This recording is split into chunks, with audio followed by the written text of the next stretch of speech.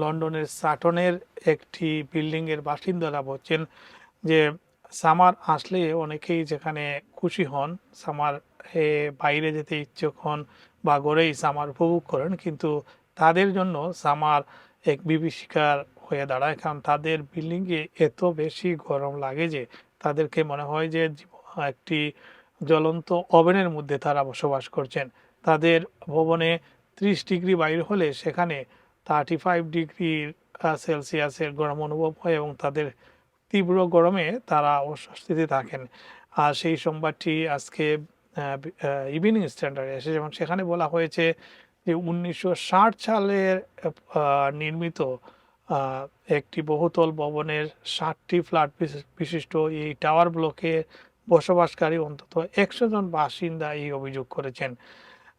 সেটি হচ্ছে সাটন এলাকার বালাম হাউস।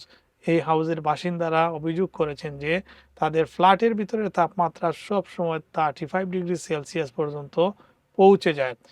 আবহাওয়া অফিসের তথ্য অনুযায়ী, যেটি বলছিলাম যে আগামী সোমবার এবং মঙ্গলবার 35 ডিগ্রি সেলসিয়াস বলা হচ্ছে, কোনো কোনো জায়গায় আরও বেশি হতে পারে, কিন্তু তাদের ভবনে মিনিমাম 40 ডিগ্রি পর্যন্ত তাপমাত্রা থাকতে পারবে।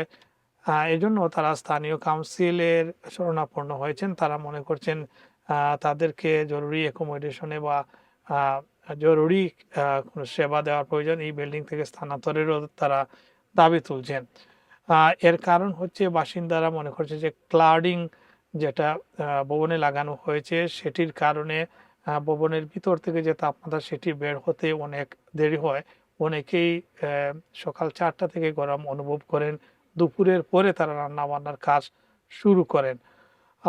এই হচ্ছে পরিস্থিতি। স্থানীয় কাউন্সিলের পদক্ষেপ তারা জরুরি ভিত্তিতে দাবি করেছেন। এদিকে যুক্তরাজ্যের কমপক্ষে 71টি এলাকায় অ্যাম্বার অ্যালার্ট জারি করা হয়েছে। সেখানে বিদ্যুৎ পর্যন্ত নাও থাকতে পারে বলে আজকে মেট অফিসের বিভিন্ন অফিসের সূত্রে বিভিন্ন সংবাদ মাধ্যম সেটি প্রকাশ করেছে। বলা হয়েছে যে কিছু কিছু এলাকায় বিদ্যুৎ বিভ্রাটের সম্ভাবনাও রয়েছে। ধন্যবাদ সবাইকে।